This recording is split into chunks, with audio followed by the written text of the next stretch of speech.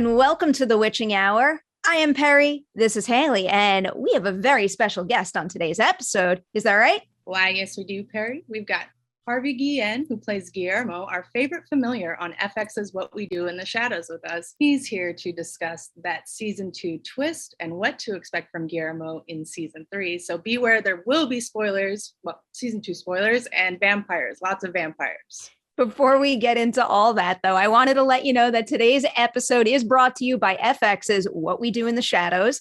What We Do in the Shadows is a mockumentary series following 4 vampires who live where else? Staten Island.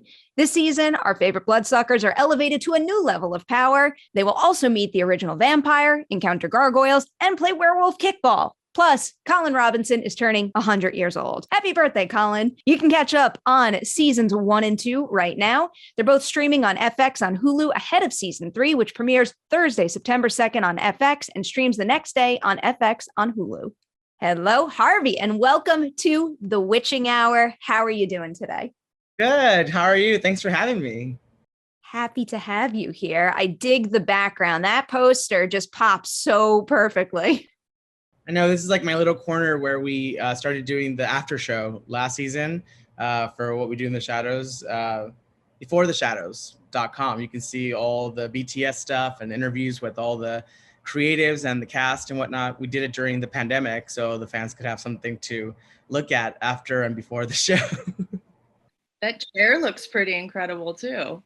Yeah, it's like this whole corner is like set up to be like the set. I'm in the set. I'm on set, also my living room. Good thing to have on hand for shows like this.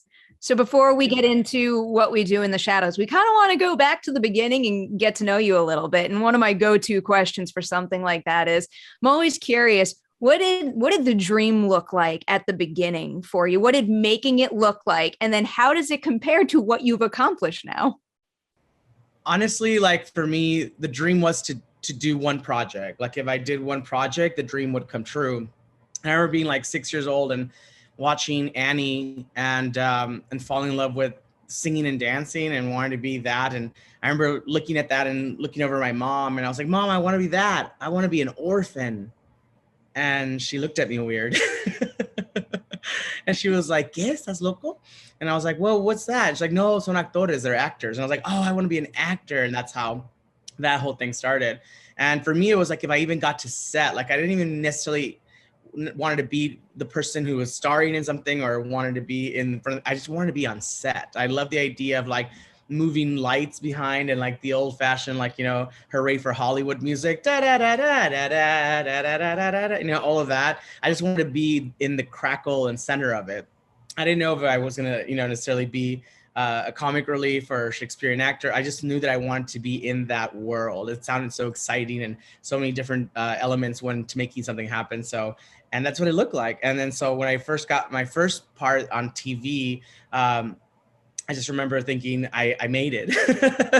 It was like a small like guest star on a show that Ashton Kutcher was producing. And I just remember thinking, I made it, this is it. And then you realize, oh wait, no, you gotta keep going because you can't just make a living off of one day guest star on a show. What was the journey from, you know, that first moment you saw Annie and realized you wanted to be an actor to booking that first role? What were the steps you took to get there? It was hard, you know, I mean, this business is, you know, not for the weak of heart and it's not an easy ride, I'm sure. I mean, I'm sure there's stories out there that are like, it was so easy, you know, just like ask my dad to make a call. But for the most part, it's pretty tough, you know, to get into. And so it was kind of discouraging because I didn't see myself on TV. I didn't see anyone who looked like me on TV. So I just, it was very discouraging. And I was like, well, I want to do this. How do I do this? And I remember that I met a fellow thespian at school and she said they were doing an improv class at the local community center for like $12.50. And I was like, that's it. That's our ticket. We need to go to this improv class and we'll be discovered because we watched all the Disney shows and we thought that's how kids became stars. Like you just have to do something creative. And someone was like, wait a minute, who's that kid? And we're like, we just get in that class and we're going to discover it in Hollywood. Here we come. And I asked my mom for the money and I came from a low income family. And I was just like, can I have this, you know, $12? And she's like, mijo, no tenemos dinero para eso. We don't have money for that. And I was like, well, if I I want to take this class. This is my dream, you know? And she's like, well, Miko, I didn't say you can't do it. I just said, if you find your own way, you can do whatever you want, you know, if you find your own way. And I was like, fine, then I'll raise the money myself. But I'm like 6, you know? And we're walking home from school one day and this guy was going through trash cans. And I was like, Mom, what is he doing? It's gross. He's like, oh, vende los botes. He sells the cans. And I was like, you make money from trash? And she said, yeah. And I was like, so I ran into her closet, got a metal wire hanger, like one of those long ones. And I unhooked it into like a long finger like this. And I got a Food for Less plastic bag. And I went through trash cans and collected bottles and cans to pay for my first improv class. That's amazing. Like that, you got that entrepreneur spirit so young. Yeah. Yeah. So it's always funny when people say like, oh my God, I love you in the show. And where did you come from? Such an overnight success. And I was like, overnight? Like, I was like, I've been working at this for a while. You just don't see the sweat, blood, and tears, you know? You bringing up that environment where you expect to walk in and be discovered, it immediately brought me right back to just being a kid. And I think I would like listen to Z100 or something. And there was always a commercial that was like, come to this, you know, like casting call at the mall and you'll be discovered and be on the Disney Channel. Oh, I went to those. My first audition ever was, I think it was like Robert Powers' agency or something at the mall, at the Montebello Mall or something. And I asked my mom and my dad, and my mom, of course, said no. She's like, no, no. It's like, focus on school and blah, blah. And my dad saw how defeated I felt because he knew it was my dream. And he was just like, mete al carro, like go to the car and I'll see you in 5 minutes. And so he made up a story and lied to my mom. And like, I was waiting in the car and I felt like we were like robbing a bank because if Mom found out, we are just like, I was waiting for him. Oh my God, he's gonna get caught. He's gonna get caught. He's not robbing the bank. He's not robbing the bank. And then he finally gets there. He's like, okay, we're good. And we went to the audition. It was a total scam. Like the first thing they said was like, oh my God, so talented. $500 up front. Those are for pictures. And then if, you know, no, it's just like, and we didn't have that money. So I'm glad that we didn't have that money because I would have fallen down a different path. And it was just, but it was nice to have the experience and nice to have that support, you know, to take me to the mall anyways to audition. So clearly getting discovered doesn't really happen like that, or not for most people at least. But do you remember any specific point in your career or a person that you met that kind of made you feel seen? Like, this person sees what I can bring to this industry, and that makes me feel like I'm here and have a foundation in this industry. Yeah, I mean, it wasn't until later on, you know, I remember I thought that person was my high school teacher because they'd been on Karate Kid 2 as Flower Man #3, and they had an IMDb credit. And I was like, whoa, like they know what's up. Like whatever they say is gold. Unfortunately, it was very toxic and kind of, you know, a horrible experience for all of us because, well, that's the first time that you ever were pointed out as being too big, being queer. Like he would point these things out in class, which looking back, it was like, that person should not be teaching. But he would literally call out like the girls, like, it's like, are you gaining weight? You can't be big if you're in Hollywood. And I was like, can you talk to us like that? Like we're in high school but we didn't know the difference, right? As a kid, you believe your elders, you believe someone who is in a position of power, which is very dangerous because you believe everything they say, you know? And so they would say stuff like, you know, Harvey, you should probably focus just on theater. I don't think TV's for you. And say stuff like that to a child, basically, we're all underage. And you start believing it. You're like, well, what? But you say I was really, no, you're really funny. You're a really funny guy. It's just Broadway and stuff will be more free. And not even that, focus on community theater. And it was just like, you were thinking like, are you a mentor or are you Satan? And so it was really discouraging for a little bit. And looking back, I talked to some of the friends from high school and stuff, and I was like, can you believe that person? It was like, yeah, it's like that person should not be teaching. Thankfully, I don't think they're teaching anymore at that school, at least. They shouldn't teach anywhere. But after that, it wasn't until I saw a Broadway show that I kind of was like, maybe, you know, I can be, you can do it. You can do it if you just really focus and you really want to do it. And I remember seeing Marissa Jarrett Winokur on Hairspray. And I was just like, whoa, she's the lead of a musical. She's round, she's proud. You know, I was like, yes, you can do it. You can actually do it. Cut to now Marissa's on our show. And I literally expressed that to her. And I was like, do you know that you're like my first brush? I was like, oh my God, are you serious? And she's the loveliest and has been so encouraging. In fact, she just sent me this beautiful like paragraph of encouragement the other day. And it was just like, you never know where your inspiration is going to come from. And you never know that one day you'll be working with the people that you idolize. And so anything is possible. That's amazing. Do you like, I don't know. I've had similar theater experiences when I was in theater school with like the teachers who, let's say, maybe are having a bit of a power trip. So like now that you're in a position to possibly influence people looking to do what you do and providing more of a role model, do you find ways to try to pass it on in a more powerful way? Sort of like what you were saying when you just saw her on stage, but is that important to you to like extend Yeah. that same that you can do this to kids? Absolutely. I pride myself in having, before the pandemic, there was cons and now they're coming back like, Dragon Con and Comic Cons and all that. And I pride myself in having, kids come up, teenagers who are crying and they literally say, I never saw myself on television. I was like, I used to say that too. I used to say the same thing you're saying. And now you're going to be here one day and someone's going to say it to you.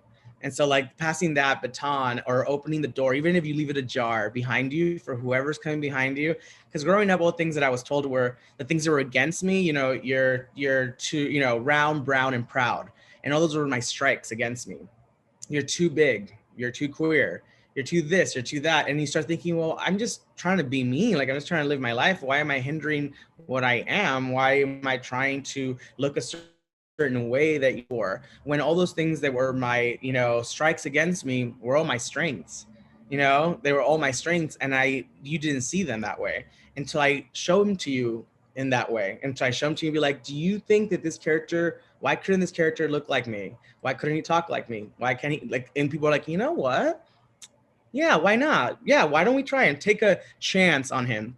I made a career out of roles that were never written for me. I made a career of like, I look at my resume and I would say half of those roles were not written for me. I went in for a role that was written completely different.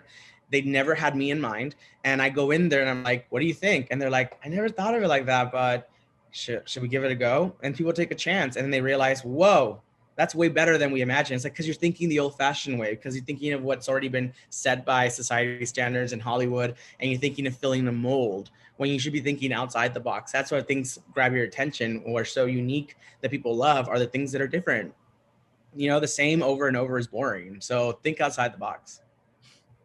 All right, jumping into some credits here. You already mentioned that when you first started out, you booked a whole bunch of small roles on TV shows. And obviously, ultimately, you went on to have significant roles on many popular TV shows. But when it comes to those early ones, the really quick stints where you pop onto a set, maybe just for an episode and that's it, which one made the biggest impression on you where you find yourself, even on a show like What We Do, calling back to the lessons learned way back then? I mean, I would have to say one of the examples of that would be when I did the Thundermans on Nickelodeon, where it was a one-day guest star with 2 lines. And I had just gone off doing the internship, which was also a role that wasn't in the movie. I auditioned for a different role in the movie and auditioned for Sean Levy, the director. And he basically was on the floor laughing. And I always say, if I don't get the part, my goal is to get the part, but if I don't get it, I want to win the room. And if I win the room, they'll never forget you. And they'll always think, God, I feel like we should. And sure enough, I did my job as an actor. I went in there to give my best, even though I wasn't right for the part. It wasn't the description for me in that part. And I left to go shoot another movie. And 2 weeks later, we got a call that Sean had written a part in the movie for me. And I was like, great. And I was just like, that's fun. So he wrote a whole part just for me from that audition. It was a 2-line part, but I had to I moved to Atlanta for 2.5 months to film the internship because he was in the scene with all the villain team. Like he was part of the villain team, but he was the only nice guy in the villain team. And so they made this really great character and he had to be there for the whole time. And he gets his, Max Manhala gets his comeuppance at the end of the movie where I punch him. That's like the whole thing was from one audition that was not right for me. And the next audition after that was a 2-line that my agent's like, oh, you're above that. Like, don't go in for that. If you don't, we'll pass, right? This audition. And I was like, well, tell me about the character. I used to collect trash to even get to this place. So like, tell me about this character. And they're like, well, he's a superhero. And I was like, I never played a superhero in my life because I've never given the chance. And I look good in tights. So I don't know what they're talking about. But like, it's like, and the second thing, he's a family member. And I was like, family? And he's like, yeah, well, family never goes away. Family's always around. Even though it's a one-day guest star for 2 lines, family never goes away. And they're like, it's up to you. We say pass, but if you want to do it, we'll just follow your lead. And I'll say, I think I'll go audition for it. I audition, I get it, I get to set, I do my 2 lines and I improvise a little bit. And the creators are like Jed, he's like, that's funny. Let's add that. And then he's also, that's also funny. Let's let's also add that. So his 2 lines become more and more. 3 weeks later, they write a whole episode for him, for the cousin. And then I recur on that show for 4 seasons from a 1-day guest star. These stories are such a testament to exactly what you were saying, which is that your strength is being yourself and not trying to hide it. Like, you built Absolutely roles for yourself. That's amazing.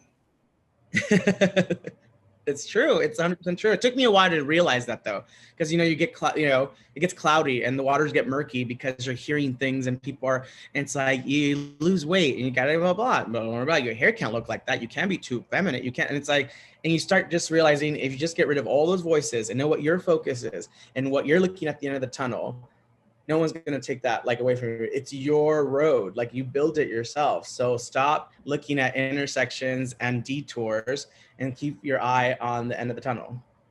I'm going to replay this interview every time I wake up in a blue mood, and you're going to motivate me.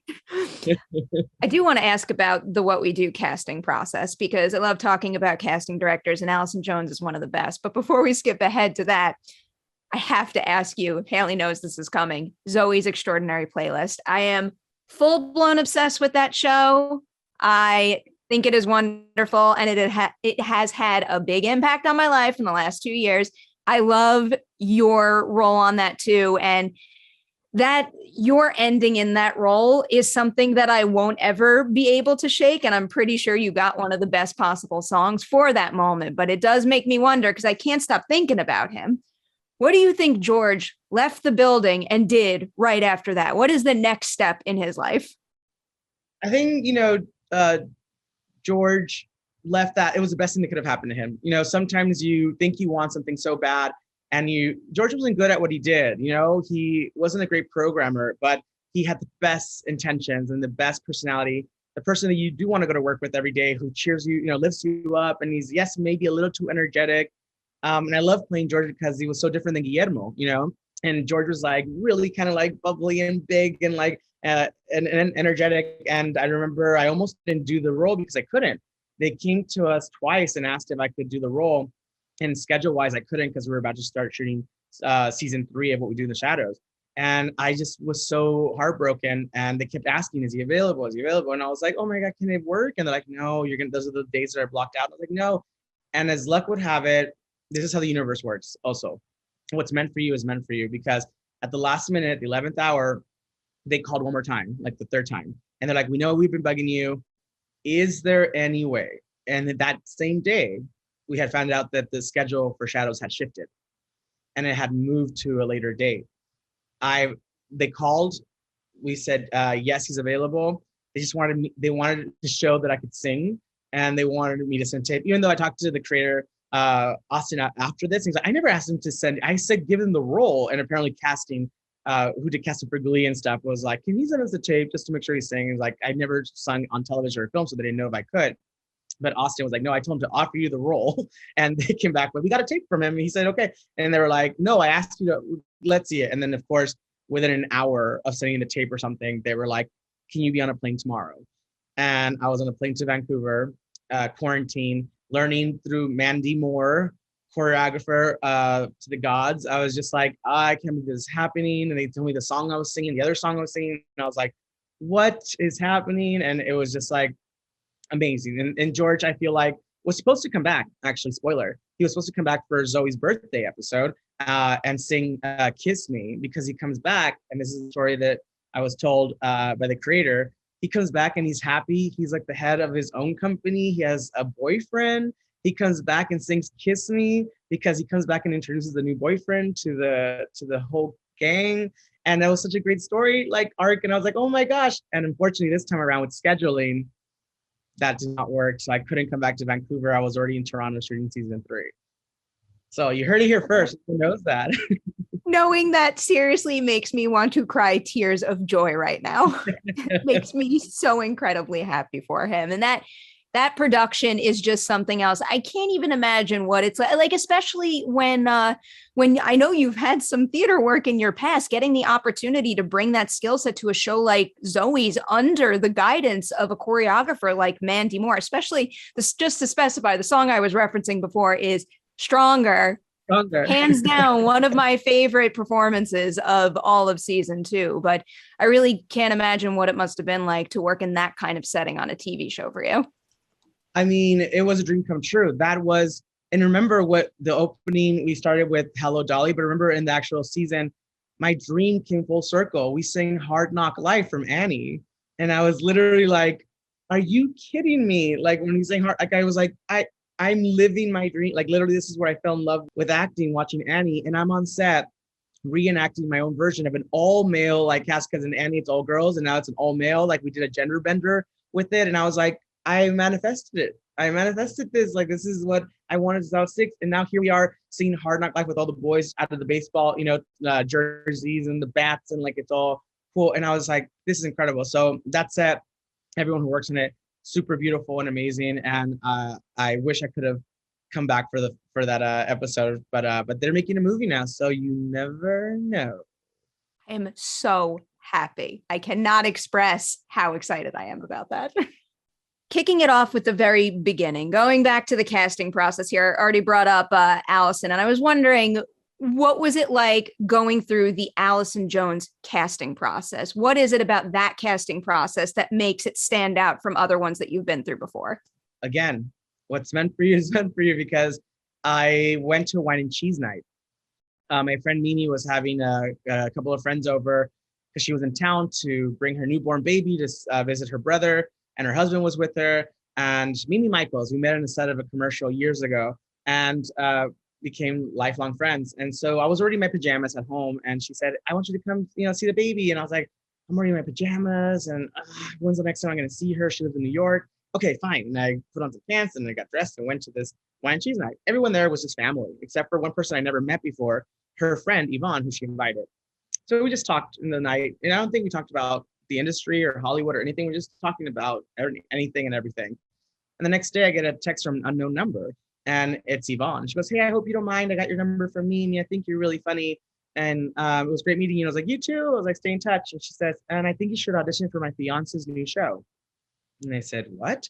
And she's like, yeah, it's called What We Do in the Shadows. And I was like, the movie? And she's like, well, yeah, it's a movie, but you need to hurry because everyone's cast already, except for this role. And they already cast Kayvan, Natasha, Mark, and Matt.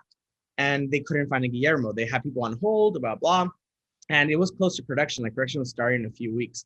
And I said, sure, I'll buy. It's like, who's the casting director? Allison Jones. I was like, yes, because I've never gone in for Allison Jones. I mean, Allison Jones, like you said, is a legend. And she kind of, knows what she wants. So she kind of has the ability to just go for what she wants, doesn't really necessarily have cattle calls. Not that I've been to, you know what I mean? And so you get by invitation, you get asked to go to Allison Jones. And so I was like, oh my gosh, if this is my way in to go see Allison Jones, I don't care about the part. I just want to go see Allison Jones, It's like, yeah, it's like seeing the Easter Bunny at the mall or Santa Claus, you're like, I don't care what presents you, just go meet them. And I called my agent and I was like, hey, so this girl I met at a party says I should audition for this role. Who? I was like, oh, her name is Yvonne, and it's her fiance's new show. What's her fiance's name? Yeah, these are questions that I probably should have asked before I called you. So I'm going to call her and ask her. And sure enough, I was like, hey, what's her fiance's name? He's like, Garrett Bash. I was like, Garrett Bash. And I go back and they're like, okay, let me go check. And they're like, Harvey, that part is 20 years older than you are. They wouldn't see you for that part. And I was like, but this stranger I just met at a party says I'm perfect for it. Why can't you guys listen to a stranger like I did? And they're like, we'll check it out. If they can get you, do you think they can, they're sending a word in? So they did. It was almost like a courtesy audition, basically. So I think that she went and told Gary, I met this guy, give him an audition. And he was like, okay, I'll call Allison. And Allison gave the go to my reps to let me come in for it.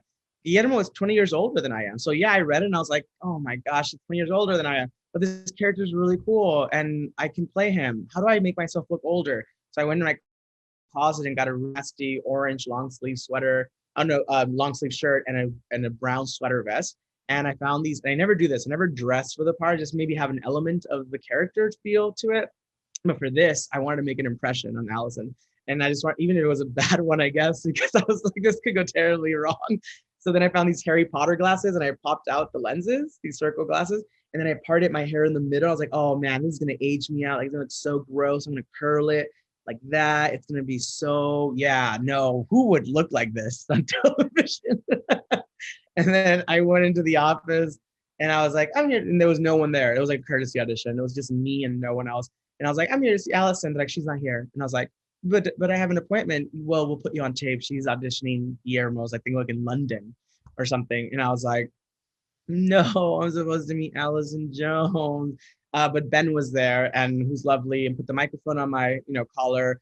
And I remember just auditioning. And then after I was done with the audition, I just didn't remember anything. And I looked up and I was like, and Ben looked at me, he goes, you're done.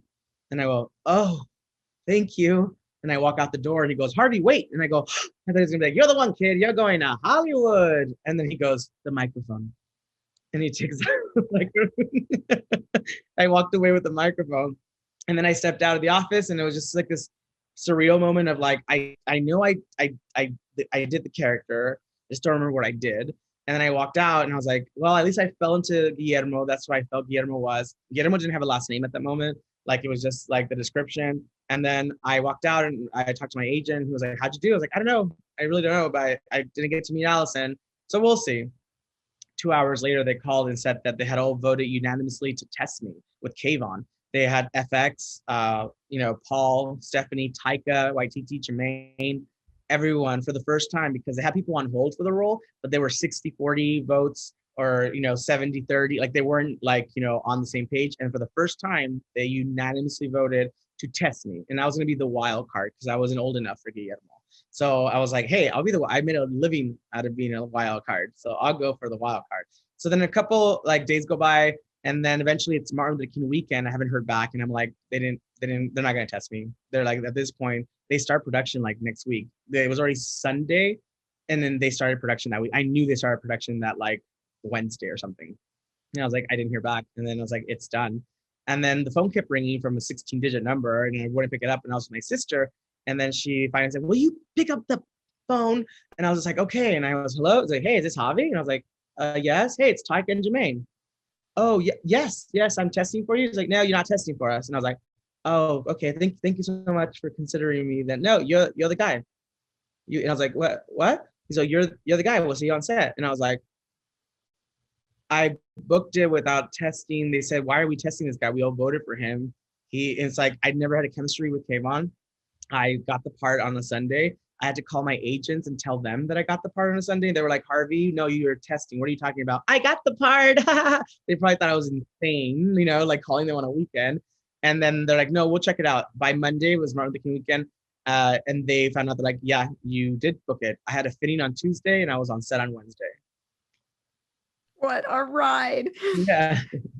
Just to backtrack a little, because I had read that the role was originally meant for someone much older, and it was making me wonder, and I don't know if you know the answer to this or if you remember what those sides were, but I was curious, like, how would that have changed the character and his relationship with the vampires if he had been older? Because when I think about that role, it is so specific to you, and it's so specific to the fact that, Guillermo still does have that like bubbly, youthful enthusiasm, but we're at a point where we're seeing that kind of disappear into, the next phase of a career and kind of aging and losing that. So I can't even imagine what someone older would have done with a role like that.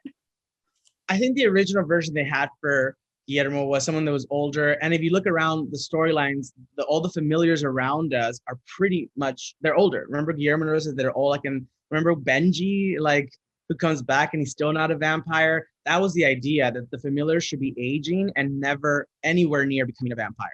So that was the idea originally, I think, with Guillermo. But when I came along, they're like, well, why don't we make him younger? And he starts realizing that, wait a minute. And remember that first season when he goes to the familiars room and there's people telling stories around the table, like, I've been a familiar for 70 years. He promised me to make me one before I hit 80. And Guillermo realizes they're not going to make him a familiar. They're not making him a vampire. He's a familiar forever. And he starts realizing, is this a mirror? Is this my life? Like, this is what's going to happen to me, So it actually worked, I think, to everyone's advantage that we made Guillermo, younger than he originally was, because otherwise, you're right. How would he end up being a slayer, if he was 20 years older and not going through that journey of self-discovery or that trajectory with the storyline would make sense. And to the point where he didn't even have a last name. I remember going to Jermaine and saying, can I give him a last name? Because when I do the interviews, when we do the confessional interviews, I want to slate my name like they would ask on a real documentary, or something. And he's all, well, what do you want to call him? And I was like, I don't know, Guillermo de la Cruz. And mind you, I didn't know anything of the story yet. I didn't even know where his story arc was going. I knew he was a familiar, and that's all I knew. And he goes, yeah. And so what does that mean? And he's like, it means of the cross. And he said, that's perfect. And I did not know why, but I was like, there you go. Okay, great. I just thought I picked a cool name. I had no idea that it was perfect. It was kismet to name this character Guillermo de la Cruz, who ends up being the descendant of Van Helsing. See what I mean? It all happens the way it's supposed to. Yeah, and so I'm curious about this like 2-day journey from audition to set, basically, and that gives you very little time to prep your character work, like in the more traditional sense, but also from what I understand and have read, you often don't know where you're going very much in advance with this series. So did that turn out to be like a helpful initial way to have approached the character, to just have to get on set and go? Well, it did and it didn't. I say that because since he's the only human in the show, humans are driven by needs and wants and aspiration and all of those things that make us human. The vampires in the first season are just after lust, feeding, and that's pretty easy because that's been their regular day-to-day for hundreds of years. When you don't have a time frame of like time's running out, you stop thinking about like goals and aspiration. And for Guillermo, the clock is ticking. He's been a familiar for 10 years and he gets rewarded, and he thinks it's only been 2 years. In his mind is about, it's like 10, is that how long? Wow, 2 years? Wow. It's like, put it in your depressing room. And I started realizing he doesn't have the same thought process that Guillermo does as a human. It's like, the clock is ticking. And I give this backstory to Guillermo that he wants to be a vampire because it's aspirational living. Like he wants to be young forever. He wants to be beautiful. He wants to be, glamorous. He wants to be able to fly. He wants all these things that make being a vampire so cool at the age, though, that he could still enjoy it, because the clock's ticking. You're going to be stuck in that age for eternity. And so if you don't do it when you're young, it's going to be like, that was your window, And it was just like, do you want to be a vampire at 80? It's like always feeling 80 every day. And so that's the backstory I gave to Guillermo. But it made it really difficult the first season because they wouldn't give us the scripts ahead of time, which I was like, I would like to. We also cross shoot, which means that in one episode or one day of shooting, we might shoot episode 102 in the morning, and by the afternoon at lunch, we're at 106. And then in the evening, we're back to 104. And so it jumps timelines, and we don't have the episodes. So they would give us sometimes just like the sides of episodes. And so then we get to like a scene and we're like, Guillermo gets in his car. When did he get a car? Oh, in the early episode. What happens then? We can't tell you. Not yet. And it's like, well, shouldn't I? What? I was like, I need to know what motivates me to get into we'll tell you this. You are terrified. You just did something. You're dead. You are dead. Okay, action.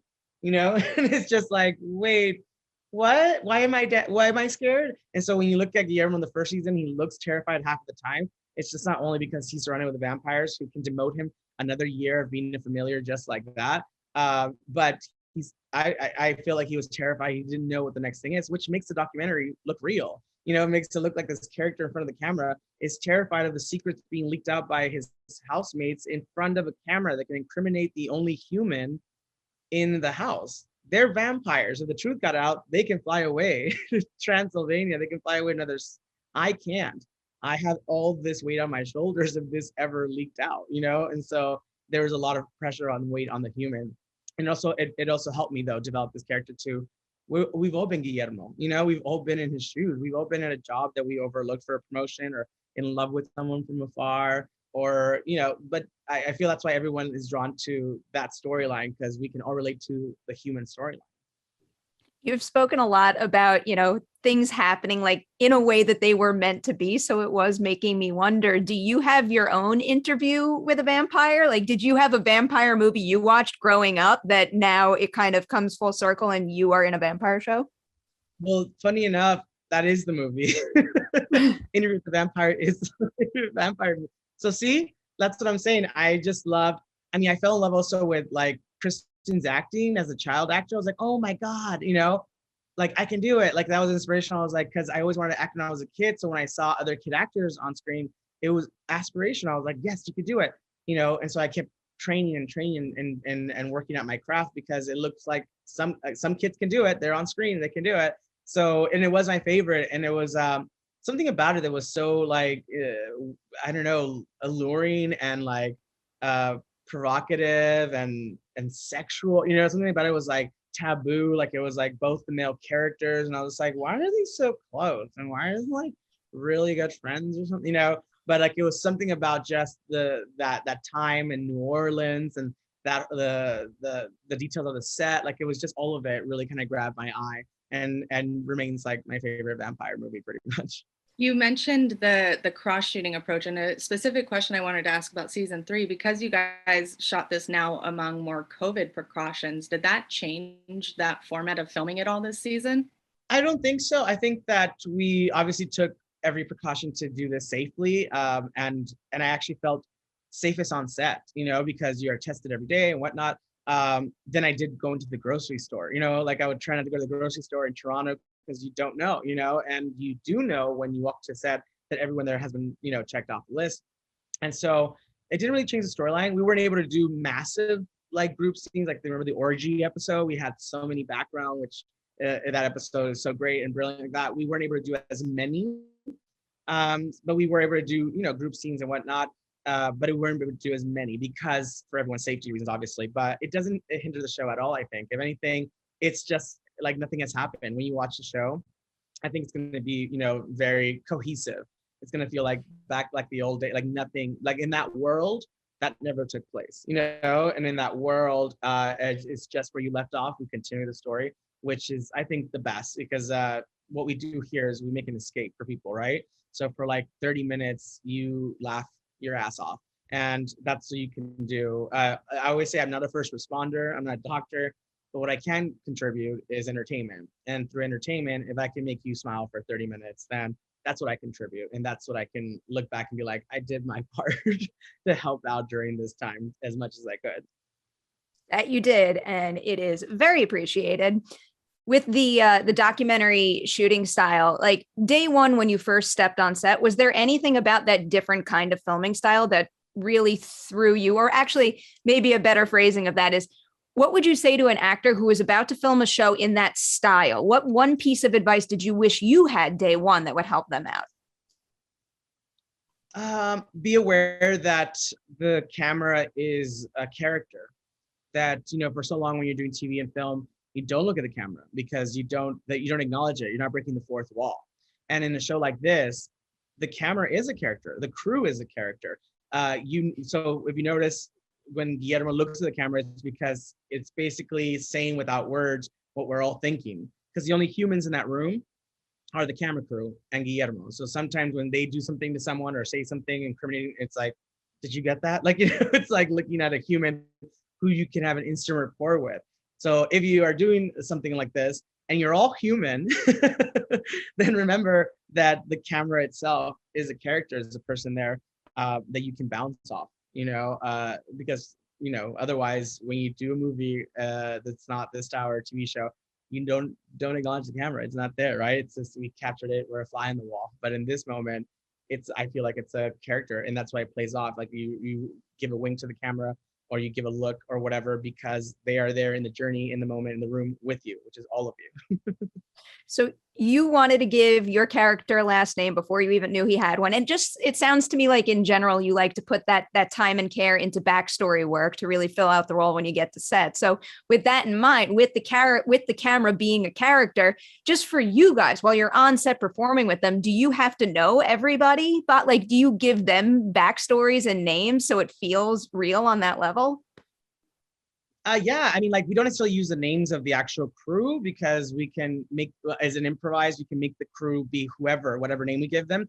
In this last season, I did do a take where I did tell our director at that point was Yana, and I literally, I'm doing this, and I don't want to give too much, but I'm saying something to the camera and then realize I said it, and then I look over, and then I with still being connected to the camera documentary crew, And I look over and I say, Yana, can you just cut that out? You know, or something like that, where like you say something that you regret. And that would be like an initial reaction of Guillermo to something that was incriminating. I was like, oh no, can you edit that and edit, you know, like the idea that you're talking to the character. I don't know if we'll use it. I don't know if that, but that was one of the takes that we did in one scene. But I don't know, because I haven't seen the episode yet. But if we did use it, it would be very on brand. It would be very, you know, easy to use. I love the idea of your actual directors being part of this world that you built too. Yeah. There's like a really cool meta touch about it. She responded with her voice and she was like, yeah, Guillermo, like she said, use Guillermo. She didn't use Harvey, obviously, but she was in character too, responding to Guillermo with the questions. Because, you know, when you do those documentary or like, you know, documentaries or reality shows, you usually hear the producer, or you don't hear the producer the second before, asking the, you know, the person being interviewed, like, so what is it like growing up here? And that person has to answer with like, growing up here is like, you know, but usually you don't hear the voice, but sometimes you might hear a voice of a producer of the documentary, or, you know, you never know. So that world does exist, or we could use them in the show. You talked about how, you know, for a while you don't know exactly where your character is going to go and you have to play the scene as you're directed to play it in the moment. But I wonder, is there, do you have like a true north for Guillermo, or something that you hold on to keep the true to the character, even if you don't know where the story's going to take him? Yeah, I think for the first season, not knowing a lot about the character ahead of time, because basically we built him, right? They thought they wanted this character to be 20 years older, and that didn't pan out. So we kind of started from scratch. They had an idea of what they wanted. And I talked to the creators about this, and, you know, I think it was a collaboration, you know, of what I brought to the table for him and what they saw. And they said, you know what, now that we know you, now that we do this and that, like, why don't we do this, you know? And we start like building that. I think that where I thought his story arc would go in the first season didn't pan out because I didn't know about the Van Helsing, which was way cooler than I thought. And then once you jump on that wagon, there's a whole other wagon being built, you know? So you can never like really, as the artist, unless you're the one who's also writing the script, you don't really get to make the destination for Guillermo, you know, or your character. And so, but I like the surprises. I like that he's amazing at, you know, combat. I like that all of these like, you know, stunt things he gets to do. But at the end of the day, I do know why I want one thing for Guillermo, and that's for him to be happy.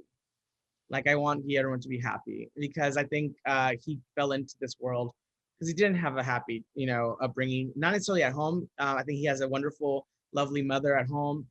I think that he was, my backstory for him is that he was potentially not popular, and he was bullied. And so he kind of withdrew himself into the world of movies. And in the world of movies, he fell in love with this potential world and searched if that was actually a thing. And he found it. He did his research and found out that vampires are real. And he committed himself to be a familiar to one of them in return for eternal life in the cool world of being a vampire and being, you know, just beautiful and powerful. And no one's going to mess with him when he's a vampire. That's his idea. And unfortunately, time's running out, and it's like, when are you going to make me? But then you start realizing that for so long, when you have a goal in mind, that you think this is what your destiny should be, your hair has to be so perfectly because this is how you tie up your, you know, your sweater vest has to be, because you think this is what you should be. And at the end of the day, the universe is like, look over here, and it's like, what? Look over here, and it's like, take this road over here for a second, and then you start checking out different opportunity, and then you start realizing you're really good and you're real natural at what's already in you. What We Do in the Shadows and Zoey. I hear it in both of them. Yeah. So what about the writing process from, you know, season one, when you're essentially starting over from scratch with this character, to now? Is there any, you know, added element of the collaboration now that you're really knee deep in this series and this role is so purely you? Are you able to collaborate with the writing team in a different way, kind of adding another level to that process now? I'm able to contribute a little bit. Yes. Again, I'm not by any means a writer on the show. Who knows? Maybe in the future I'll write an episode or direct. I don't know. You know, everything's possible. But I do collaborate with scenes that are important to do with this culture. Like there was a scene where we meet his mom, and Stephanie and Paul came to me and said, "Okay, let's work on this together." And I went up to the offices and we just punched out the scene basically on how it would be. What would that environment look like? What kind of language would be used with them? You know, there was a conversation of like, well, when they speak in Spanish, shouldn't we put subtitles? And the response of Paul, which was brilliant, was like, no, people should learn Spanish. And so, so his idea was like, if they say something in Spanish, and it wasn't like we're giving paragraphs in Spanish, it was like one or two sentences, which were enough to be like, what does that mean? And then you kind of put it together by just seeing the, communication with them and the way they're reacting to each other. You can kind of, when you watch a foreign film and you don't look at the subtitles, sometimes just the acting is good enough to just tell you what's going on in this scene, but it's there for you to just double check. It's just like, oh yeah, that's what I thought they were fighting. I got it. Yeah, what they're fighting, whatever it is. And so for that scene, it was very important to me that life was presented being Mexican household and being with his mom, and the way that she's like, working on the freezer and like it's starting to like break down, and she's making noise while the interview's there because I no longer live in the house and I have to turn around and tell ama, and the way of saying ama, instead of saying mama, it's a shorter, endearing version of mother. And that you wouldn't know that unless you do it yourself. And like I got so many people who just sent me messages through social media, and they're like, oh my God, when you said ama, I felt like I was in my living room with my mom. I felt I felt seen. I felt so seen. And the buñuelos in the background, that was another one where it was important to have authentic things in the household. And we have an amazing team that does like set decoration and props. And the prop team looked at buñuelos, but there's different types of buñuelos. There's like, Salvadorian and Colombian buñuelos, and they had these buñuelos shipped that weren't Mexican buñuelos. They were different kind of buñuelos. There were these balls of dough, which are delicious, but they're not Mexican buñuelos. And so it was like Mexican buñuelos are flat and they're with sugar and cinnamon and they're lightly fried. And so she started to panic. The prop master was like, oh no, I had these shipped. I'm so sorry. And they're like, shit, what do we do? And I was like, it's okay. Go get me a packet of flour tortillas, sugar, cinnamon, and canola oil, and I'll make them. And we made them up until the last moment. Before we started shooting, I was making buñuelos in the background, putting them in a pile next to him in the background as they said action, like right before they said action, just so we had that authentic feeling. Because I could never live with myself if we didn't have the right buñuelos behind me, because then we wouldn't be true to this character. Obviously, kind of the running bit is, of course, that Guillermo wants to be a vampire, but he's coming up to the realization that that's a false promise. However, as a performer, I feel like I probably couldn't resist. And I wonder if you have been able to resist, like imagining how you would want to play Guillermo if he was a vampire.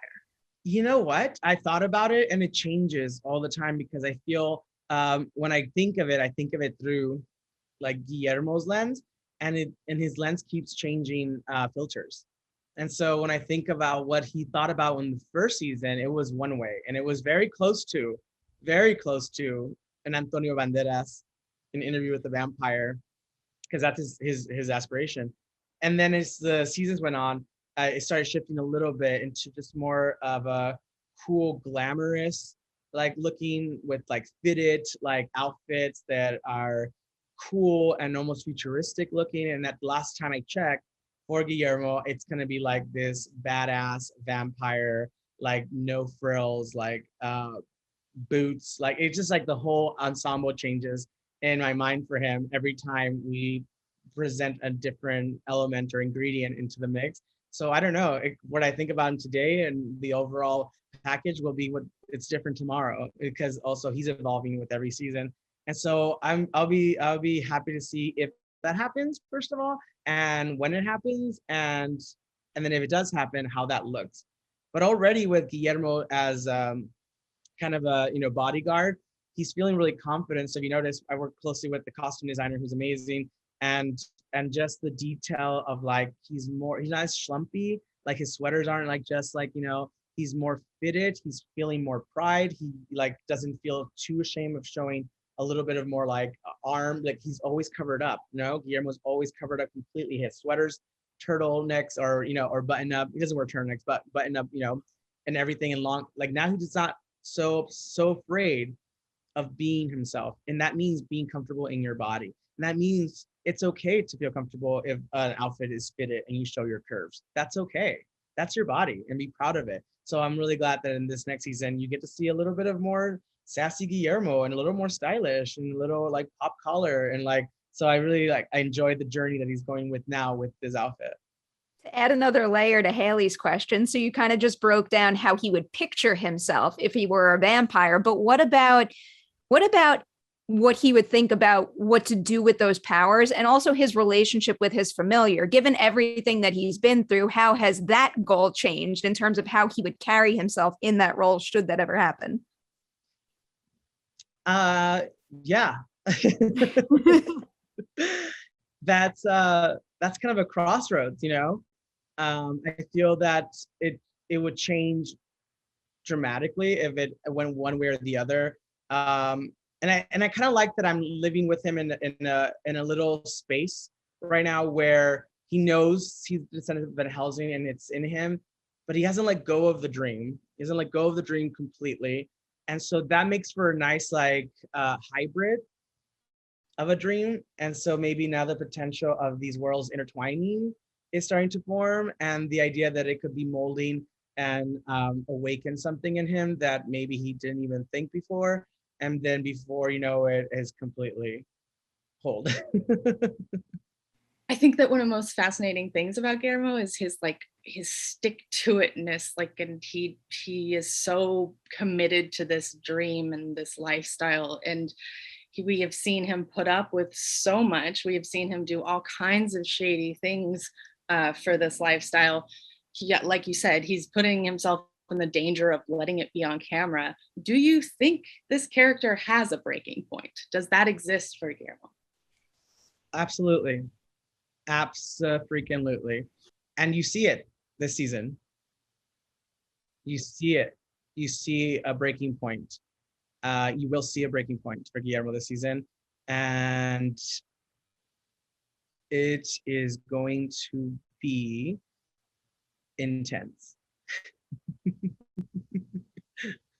I feel like that essentially answered my other broad tease question. Is there anything else you want to tell our viewers about what to expect in season 3 about, I mean, maybe just specifically Guillermo, but also beyond?